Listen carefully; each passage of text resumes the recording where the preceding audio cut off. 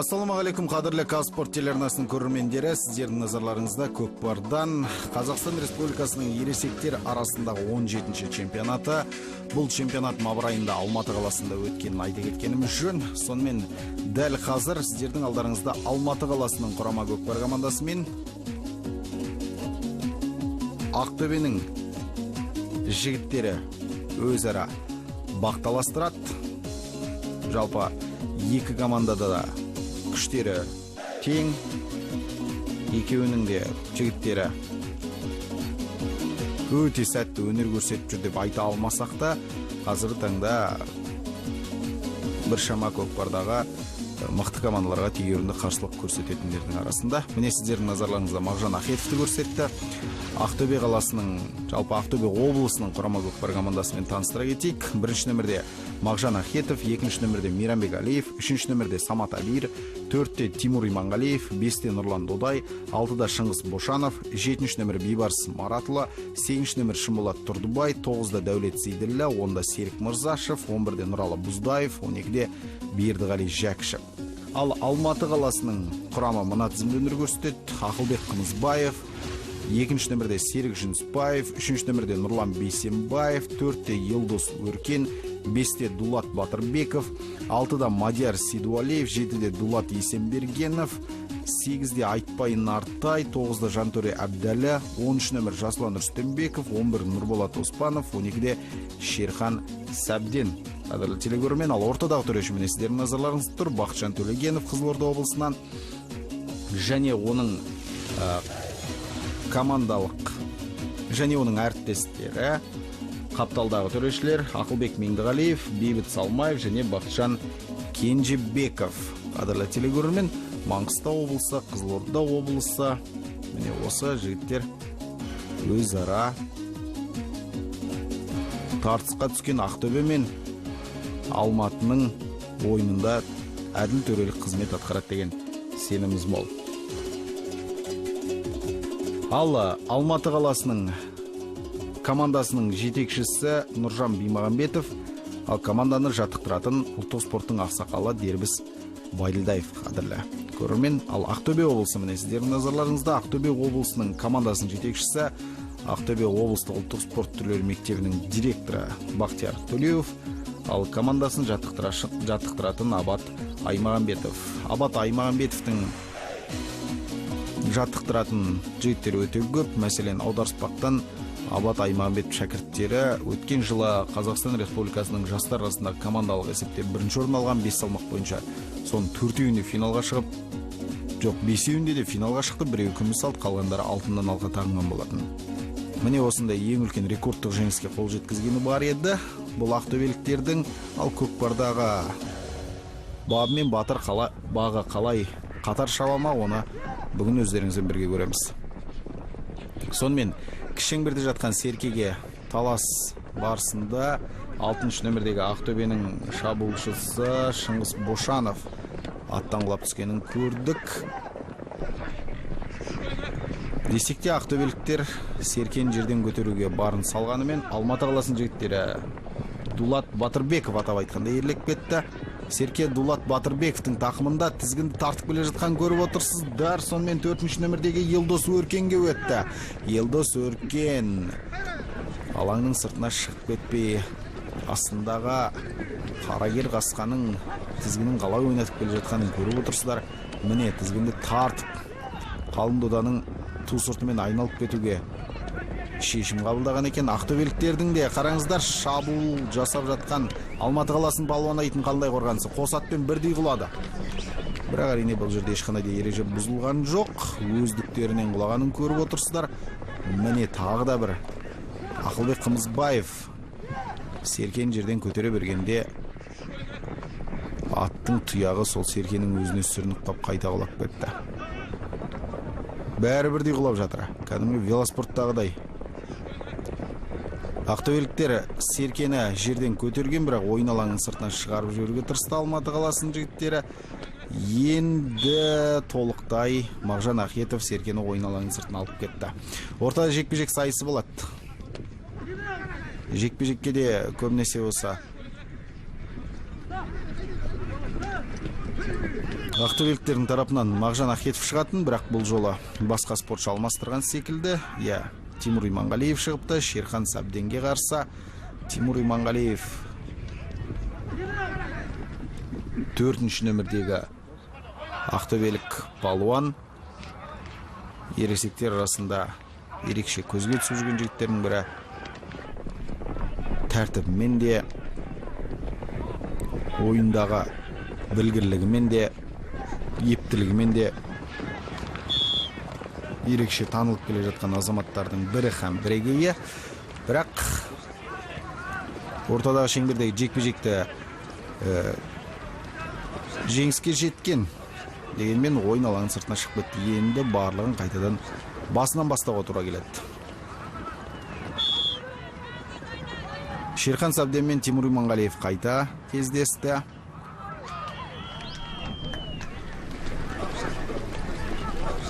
Тимур Иманғалиев тағы да Серкеге еңкейген көрдіңіздер. Екеуі де қос күрең қасқаны мінген екен.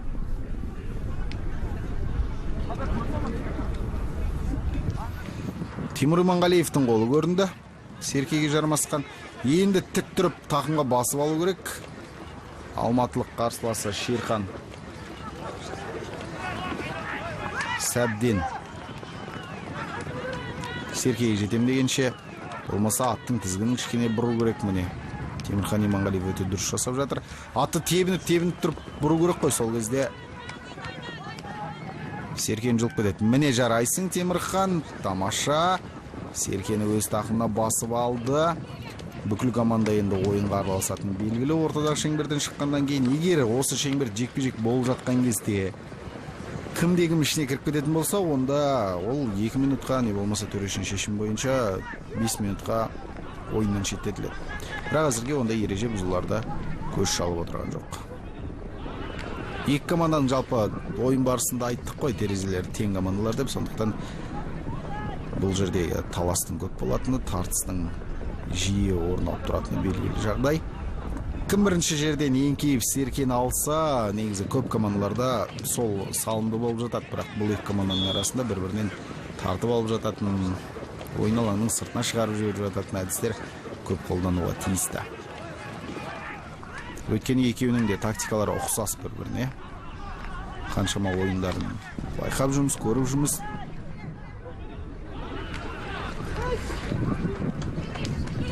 Бақытжан Төлегеннің ысқырға қазір ортадағы шеңберде жатқан Серкеге таласты қос спортшының арасында бастайды. Мінекей Мағжан Ахетов пен Дулат Еспергеновтың арасындағы жекпе-жек. Мағжан Ахетов осы Ақтөбенің сапынан жасындай жарқырап шыққан жігіттердің бірі. Қазір команданың капитаны қызметін атқарып жүр. Бірінші нөмірде өнер көрсетеді.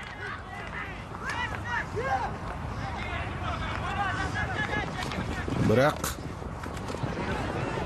салымды болалар мекен, көрейікші. Мағжан Ахетовтың тамаша шабуыл ұйымдастыру мүмкіндігі бар. Қараңыздар, аттың тізгінін қалай ойнатады. Командалық әріптестер жабу керек, бір-бірден ұстап алу керек. Міне қазір Мағжан Ахетов доданың ту сыртынан айналуға мүмкіндігі бар. Ай. Қос қапталдан қысып тастады Мағжанда. Мағжанға сәл ғана шеберлік жетіспей тұрған секілді. Тебініп қалған кезде алға 3-4 қадам секіріп барып ытқып шабатын бір ат болса деп келе жатқан шығар өзде Мағжан. Ойын алаңның сыртына шығарып жіберді Мағжанды. Серкесімен қоса енді ортада қайтадан жекпе-жек сайысы болады.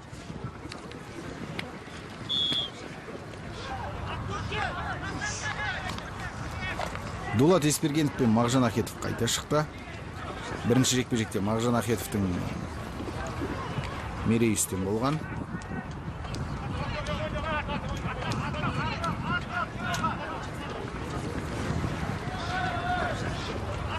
Серкені жерден көтеріп алуға Мағжанның мүмкіндігі барды, бірақ Дулатта кедергісін келтіріп үлгерді. Дулаттың астындағы ат әрине Мағжанның күрегіне жете қоймайды екен. Қарсыласының атын итеріп қысқа шығарып жіберіп жатыр. Жалпы жекпе-жекте екі жаққа бірден келетін жігіттер өте қажет. Не қазір Мағжан жерден көтерген, бірақ Дулат Еспергенов тақымына басып алуға тырысты. Десек те Мағжан мұндай сәттерде Серкені беріп қоятын палуандардың қатарынан емес деп айтып ауыз жиғанша алматылық Нұрлан Бейсенбаев Серкені жұлып алып кетті. Нұрлан Бейсенбаев шабуылға шыққанын көріп отырсыздар. Атының күштілігін қараңызшы, қалай келді мәреге. Бірақ өкінішке қарай бұл салым емес. Серке мәре сызығының жиегінде жатыр. Әйтпесе аттың күштілігін көрдіңіздер ғой, кәдімгі қарсылыққа шыққан сол жақ, оң жақ қапталынан келген аттардың баршасында қағып кәдімгі өзіне жол ашып алды. Мұндай аттарға ешқандай да көмекшінің қажет жоқ кейде.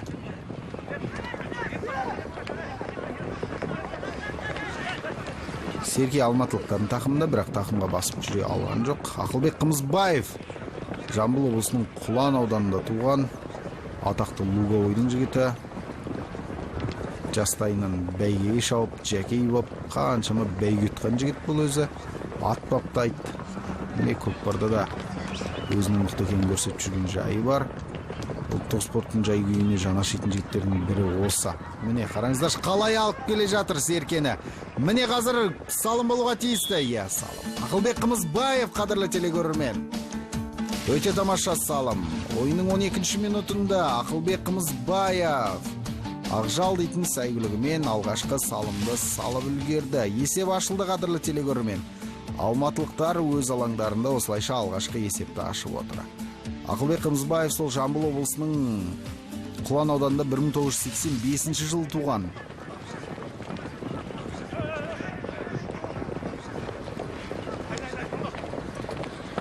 Тағы да алматылықтар Серкенің тақымға басып алды. Бұл 6-шы нөмірдегі Мадияр Сейдуалиев. Дербіс Байдылдаевтың шәкірттері қандай өнер көрсетілер екен әрі қарай. Мадияр Сейдуалиевтің тақымында Серке жеке дара шығып кетуге мүмкіндік бар. Қазір ақтөбеліктер жабысып үлгере алмай қалды. Бір ғана ақтөбелік палуан қасында еріп келе жатыр. Мадияр Сейдуалиев қамшыны аямай басу керек атқа. Міне қазір жеке дара шығуға мүмкіндігі бар. Мәрегеде жақындақ балды, мәренің дәл үстінде және салым. Өте тамаша. Мадияр Сейдуалиев жас палуандардың бірі.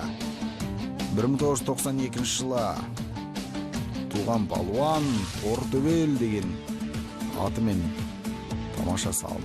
Автор атанып отыр. Тортөбел деп өзі де сол аттың түсіне қарай қойған екен. Қарагерге де келеді кішкене қою. Торы десек болатын шығар.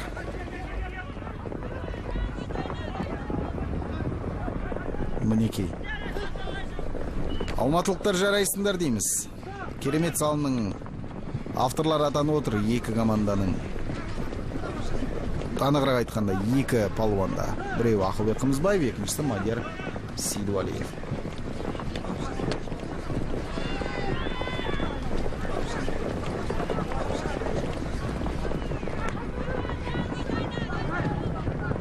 Алматылықтардың тақымдағы Серкені ақтөбеліктер екі жақтан тартып жатыр қазір. Серік Жүнісбаев тақымына Серкені еншілеп ары-бері шауып жүрген көріп отырмыз. Мәреге жақындағанымен де ақтөбеліктер бере қоймайды. Ақылбек Қымызбаевтың өзі араласқан екен қазір. Ай, шіркін ай. Қалай жетіп келдіні қарагер. Көрдіңіздер ғой.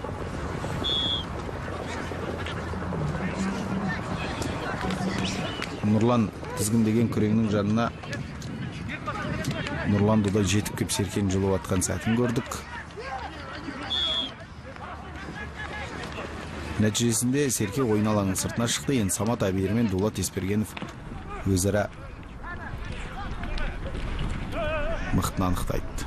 Екеуі де бірдей жетті Серкеге. Дулат Еспергеновтің мүмкіндігі бар.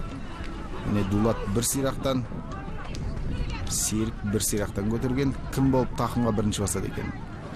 Дулат Еспергеновтің мүмкіндігі мол әзірге. Аттың тізгінін кері бұру керек. Ойын алаңның сыртына шыққан екен. Міне тартыс, міне бәсеке. Әттеген Ақтөбеліктер жылып алатын болды, Ақтөбенің жігіттері Серкені жылып алды. Міне, қараңыздаршы, бұл қандай тамаша мүмкіндік. Жеке дара келе жатыр, ешкім жоқ. Бұл салым болу керек. Төрешін шешім күтейік, салым секілді. Нұралы жоқ, салым жоқ. Самат Абиир алып келген Серкені. Міне тәжірибе осындайда керек, қадірлі телекөрермен.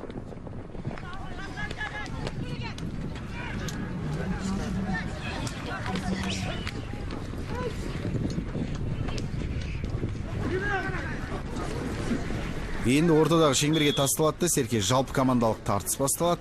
Міне Серкенің жерге түскенін сол еді. Бүркітші шүйіліп барлап күттір екен, бірден еңкейе кетті. Әсіресе алматылықтардың мерей үстем болғанын көріп отырмыз. Мадияр Сейдуалиев қайта шықты шабуылға. Мадияр Сейдуалиев жеке дара шауып келе жатыр. Қазір тізгінді сәл ғана тарту керек мәреге жақындаған тұста. Бұл салам өте тамаша. Мадияр Сейдуалиев. Не деген шеберлік десеңші. 1992 жылы туған жас шабандоздардың бірі. Әрине қазір 25 жастағы ең қылшылдап тұрған керемет кезі ғой осы. Білектің де күші бар, тақымда тастай. Шіркін, атты да қалай болса солай ойнатады. Есепті 3-0-ге еселеді алматылықтар. Бәсекенің бірінші кезеңінің аяқталуына көп уақыт қалмады. Міне Ақтөбенің жігіттеріне қазір бұл үлкен мүмкіндік. Жалғыз өз шауып жатыр, енді дұрыстап басып алу керек. 11-ші нөмірдегі бұл Нұралы Бұздаев, көрейікші, Нұралы Бұздаевтың қандай шеберлігі бар екен. Көрдіңіздер ғой, жалғыз өзі шауып келе жатыр деп айтуға келмейді. Дегенмен қалың доданың арасында бұл салым өте тамаша. Бер кезінде тастап кетті. Алматылықтарды қапыда қалдырды. Міне Нұралы Бұздаев, қадірлі телекөрермен, Жамбыл облысында туған, 1980 жылы дүние есігін ашқан шабандоз Тайбурул дейтін сәйгүлікпен Ақтөбе командасы үшін алғашқы салымға қол жеткізді. Өте керемет. Бірінші кезеңнің аяқталуына еліне бәрі 1 минутқа жуық қана уақыт қалды ғой деймін шамасы.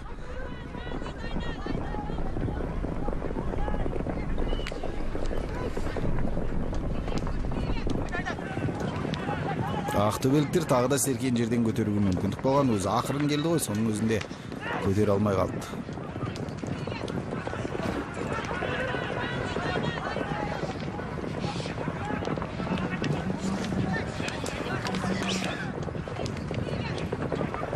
Серкені жерден көтергенімен ойын алаңның сыртына шығып кету қаупі барды. Ақтөбеліктер тағы да Серкені жерден көтеруге тырысқан. Самат Абиирдің қолынан келе қоймады. Тиісінше 3-ші нөмірдегі Нұрлан Бейсенбаев Серкені жерден көтеріп кетті Алматы қаласының сапынан. Нұрлан Бейсенбаевтың тақымында Серке тура мәресінің түбінен өтіп кетті. Қайта айналып соғуға мүмкіндік бар. Өзінің командаласы кішкене кедергісін келтіріп қалды. Доданы айналып келуге бел буған Нұрлан өз мәресіне қарай шауып бара жатқанын көріп отырмыз. Атты тоқтатып қазір енді тізгінді кері бұру керек. Ақылбек Қымызбаев қозатып берді Серкені. Ақылбек астындағы ақжалмен шықты. Ақылбектің тақымына Серке тисе тағы бір салым болады деген қауіп бар.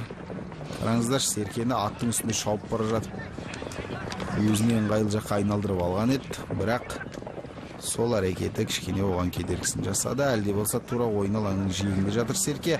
Ақтөбеліктер Серкені жерден көтерген. Бірінен түсіп, бірі алып өте қызықты ойын көрсетіп отыр. Бердіғали Жәкішевтің тақымында. Бердіғали Жәкішев теңгелуден Қазақстан Республикасының чемпионы. Міне қазір көкпарда бағын сынап жүр. Бердіғали Жакишевтің тақымындағы серке жерден иіліп алғандағы Бердіғалидың өнері өте тамаша. Өйткені сонау жермен бірдей жабысып жататын теңгені оп-оңай алып кететін балаға көрініп тұрған серкені көтеру не тұрсын ардақтаған.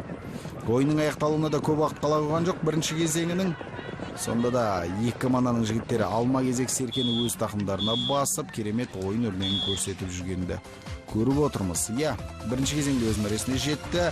3-1 есімен Алматы қаласы алға шықты.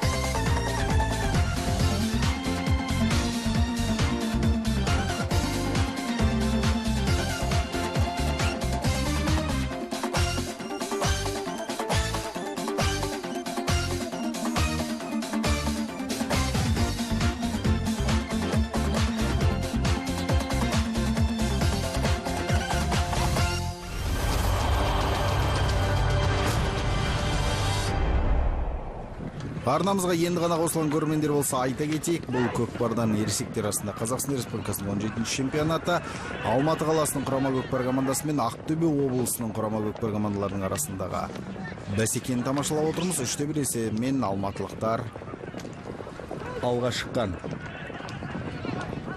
Сонымен Ақтөбенің балуандары Бейбарыс Маратұлы серкені жерден көтеріп шабуылға шыққан Бейбарыс Маратұлын көріп отырмыз. Екінші кезеңде ақтөбеліктер өте қарқынды бастады, бірақ Бейбарыстың өзі барып қақтығысып қалды. Бұл жерде тамаша сәтті керемет пайдаланған Ақтөбе облысынан Шыңғыс Бошанов болып отыр. Міне Шыңғыс Бошанов сіздердің назарларыңызда 1998 жыл туған, астындағы тұлпары Торышым Жамбылдың балуаны екен. Міне ойынның 22-ші минутында есеп айырмасын қысқартты. Кішкене түсініксіздеу болды десек те, қайталап көріністен байқап отырғандарыңыздай, жаңағы Бейбарыстың қарсыласына соғылған сәтті әдемі пайдаланып кеткен екен. Сол кезде елдің бәрі түсінбей қалған кезде Шыңғыс Бошанов алып кетті серкені. Сәл ғана қателік, сәл ғана босаңсу бұл жерде үлкен жеңіліске алып соғатыны белгілі. Есеп айырмасын қысқартып келе жатыр ақтөбеліктер. Енді бір сағым салса теңесет. Сол тең болғаннан кейін ойынның көркі қыза түсетін шығар одан сайын. Есеп теңестіргенше ақтөбеліктер тынбайды енді. Міне тағы да Шымболат Тұрдыбай серкені өз тақымына басып алды.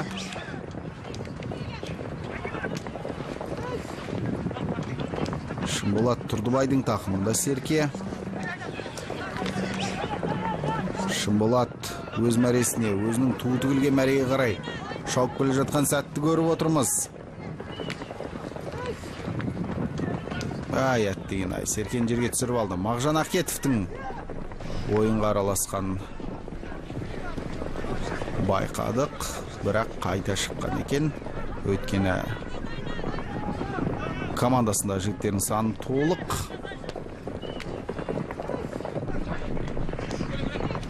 Міне алматылықтар серкен жерден көтеріп кетті. Ұршықша еріп алып кетейін деп еді, бірақ ұршықша еріліп жүргенде өзі аттан құлап түскенін көрдік. Алматылық балуанның есесіне Нұрлан Бейсенбаев серкені өз тақымына басып алды қазір. Қамшыны атқа басып шауып келе жатқан сәтті де көріп отырмыз. Енді тізгінді дұрыстау керек. Мәреге жақындаған сәтте ақтөбеліктер мінекей бұл салым болуға тиісті. Әттеген ай. Ары қарай ойын жалғастыра беруге болады алматылықтар үшін. Бұл үлкен мүмкіндік. Шерхан Сәбден қазірі қапияда серкеден айырылып қалғанын көрдік. Енді ақтөбеліктер мұндай сәтте бере қоймас, өз тақымдарына басып алды. Шіркін ай, ақтөбелік балуандар міне серкені тақымға басып шабуылға шыққанын көріп отырмыз. Бұл 8-ші нөмірдегі Шымболат Тұрдыбай қайта шабуылға басқан.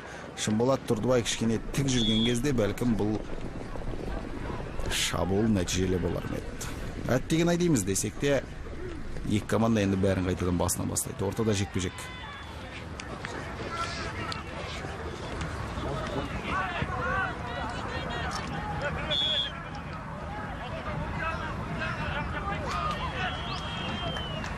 Дулат Еспергенов пен Нұрлан Додайдың арасындағы жекпе-жек. Нұрлан Додайдың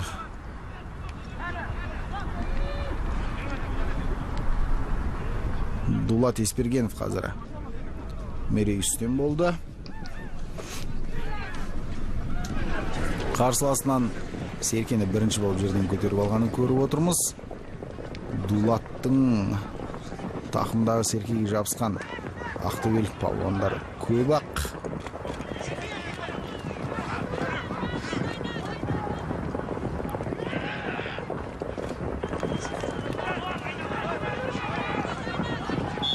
Иә, Серке тағы да ойын алаңның сыртына шығып кетті. Енді ортада қайтадан жекпе-жек сайысы болады.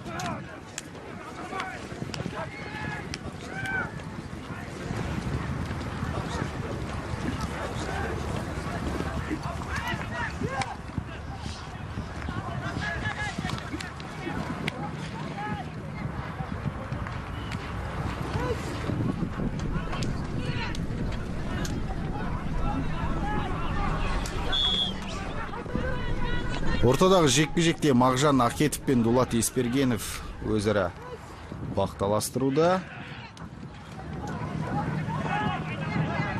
Мағжан Ахетовтың мол мүмкіндігі бар. Қазір өйткені аты тура Серкенің үстінде тұр.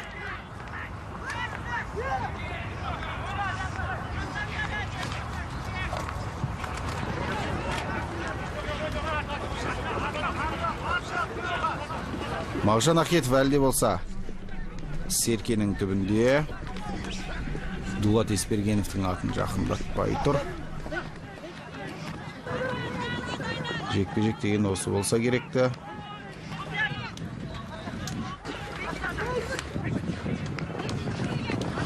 Мағжан Ахетов Серкені өз тақымына басып алды. Мағжан Ахетовтың серкесіне жармасқан Ақылбек Қымызбаев қазір қарсыласын қапыда қалдырып кеткенін байқамайда қалған шығар. Мағжан Ахетов жеке шауып келе жатыр. Бұл салым болуға тиісті, өйткені ешкім жоқ. Иә, шеберлік, тәжірибе, дарын, талант, күш. Міне осының бәрі бір арнаға тоғысқан кезде Мағжан Ахетов сияқты үздік ойыншылар шығатыны белгілі. Алматылықтар тіптен артта қалдырып кетті. Байқамай қалды Мағжан Ахетовтың қалай қалың додан қақ жарып шығып кеткенін. Қорғаныста дұрыс өнер көрсете алмағанның кесірінен қазір алматылықтар үшін қиын жағдай туындады. Есеп 3-3. Енді қызықтың көкесі басталады, қадірлі телекөрермен. Сөз басында айтқандай, екі команданың терезесі тең деп едік қой. Міне соның қисынын көріп отырсыздар қазір. Ақтөбеліктер осы қарқыннан таймаса, өз алаңдарында Алматының командасынан басын түседі хақ, бірақ алматылықтардың да қарап қала салмайтыны белгілі жағдай ғой. Сондықтан қазір Ақылбек Қымызбаев ортаға шығу керек. Өзі команданың ең бір белсенді жігіттерінің бірі ғой. Нұрлан Бейсенбаев көп алады Серкені. Өз тақымына көп басады, бірақ нәтижелі шабуыл ұйымдастыра алмай жүргеніне біраз болды. Ақылбекке қазір Серкені ұзатып берді. Ақылбек Қымызбаев Серкені өз тақымына басып алды. Енді ақжалмен шабуылға басады. Ақылбек Қымызбаев доданың тусыртымен айналып келуді жөн көрген екен. Тізгінді тартты. Қазір мәреге қарай аттың басын бұру керек. Қалың додамен қаптап апарсаң да сол сәттің арасында мәреге тастап кететіндей жағдай жасау керек. Ақылбек Қымызбаев аттың тізгін оңға бір бұрып, солға бір бұрып, қазір атқап шығып кетуге мүмкіндік бар, бірақ ақтөбеліктер тура мәренің үстінен қорғанысқа толықтай жатып алған. Ақылбектің тақымындағы Серкені жұлып алу әрине мүмкін емес деп айта алмаймыз, бірақ десек те қиын. Көрейік арғай, міне мүмкіндігі бар Ақылбек Қымызбаевтың, бірақ ақтөбеліктер қайта қорғаныстағы тосқауылды өте тамаша көрсетуде. серкесінен айырылып қалды Ақылбек. Ақтөбеліктердің үлкен мүмкіндігі туындады. Қазір жеке дара шауып кетуге бар. Мүмкіндік. Атқа қамшыны бас. Нұралы Бұздаевтың тақымына серке түссе, салым бола алатындай жағдайда Нұралы Бұздаевтың алдынан кес-кестеп алматылық балуан шыққан екен. Серкені мәресінің үстіне тастап кетті. Енді бұны тастай салу ақтөбеліктері қиын емес, тек серке қолдарына тисе болды. Әңгіме осыда. Ақтөбеліктер мен алматылықтар бірдей көтерді серкені қазір. 9-шы нөмірдегі Жантөре Әбдәлі қауіптің бетін қайтарды. Жантөре шықты шабуылға.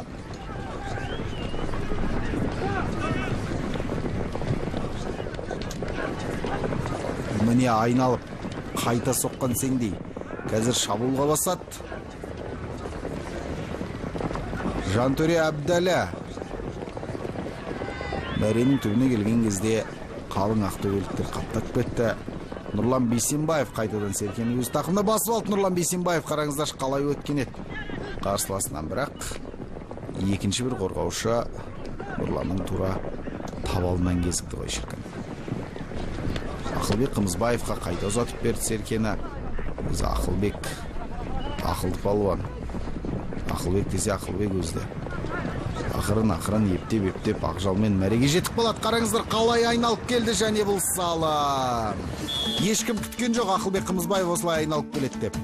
Тіпті ақтөбеліктер ойлаған жоқ шығар. 1985 жыл туған Ақылбек Қымызбаев міне ақжалмен алматылықтарға тағы бір салым салып берді. Түк түсінбей қалған сияқты ақтөбен жігіттер. Міне уысында тұрғанда шығарып алу деген осы шығар. Көз алдында тұрған Ақылбек Қымызбаев қалының арасынан әдемі өтіп кетті. Көкпар деген бір құйын деп ата-бабаларымыз бекер айтпаса керекті ардақты ағайын. Расында құйындай шауып жатыр қазір екі команданың жігіттерде. Бейбарыс Маратұлы мен Шерхан Сәбденнің арасындағы тартыс. Бейбарыс Маратұлы жеңіп шыққан екен. Бейбарыс шабуылға басу керек. Әдемі келдің мәреге жақындаған сәт. Бірақ серкен тақымға әрең басып жүр қазір. Міне мәреге тағы да жақындауға тырысқанмен алматылықтардың қорғанысы өте күшті. Қазір мүмкіндігі бар еді, бірақ аттың жылдамдығын ертерек қосуға тиіс болатын. Ай шіркін ай, қандай қорғаныс десеңізші. Өз тақымына қайтып басып алды Бейбарыс. Серке ойын алаңының сыртында. Төрешінің қызыл жалау көтерілді, енді ортада қайтадан жекпе-жек сайысы орын алады.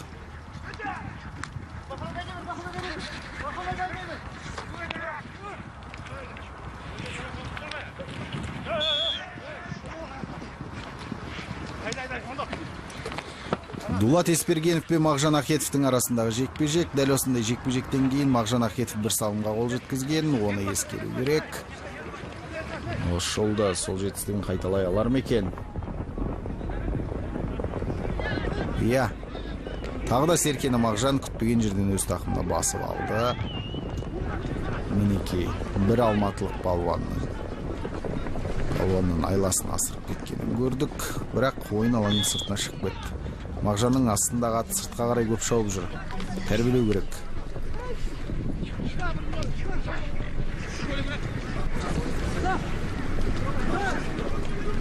Көкпардың екінші кезеңінің қорытындылануына небәрі 3-4 минут қана уақыт қалды. Бір салым айырмасымен Алматы құрамасы алды. Жантөре Әбдәлі мен Мағжан Ахетовтың арасындағы жекпе-жек. Мағжан жалпы жекпе-жекте жеңіліп көрмеген деп айта алмаймыз десек те, статистикасы көп жеңіске жеткен палуан осы Мағжан Ахетовтың бірі. Мені көрдіңіздер, қандай тактика? Енді жұлып кету керек осы жерде. Мағжан Ахетов серкені алып кетті.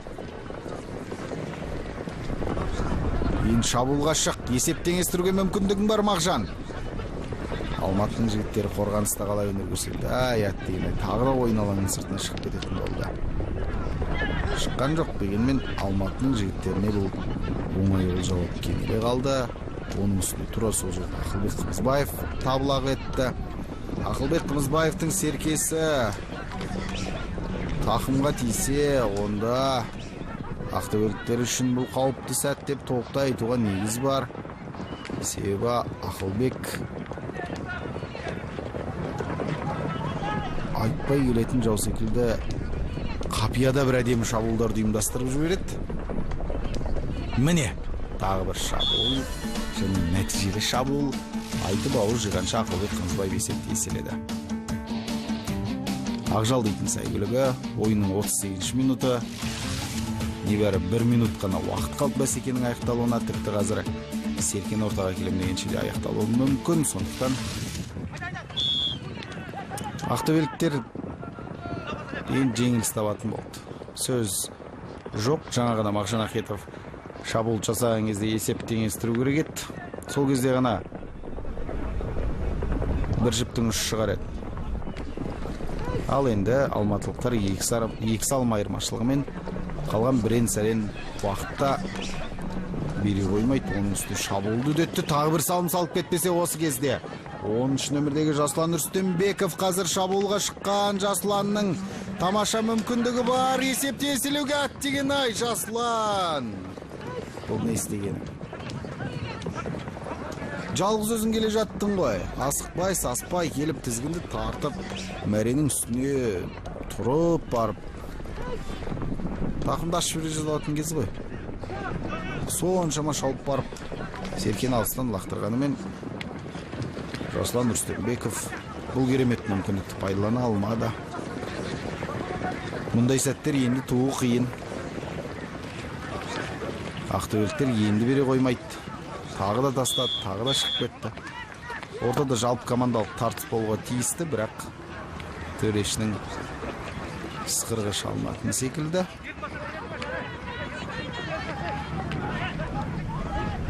Бесте үш есебімен алматылықтар алғызды. Жеңіске жететінді белгілі. Өйткені қалған уақытта ақтөбеліктер 2 салым салып үлгермейді.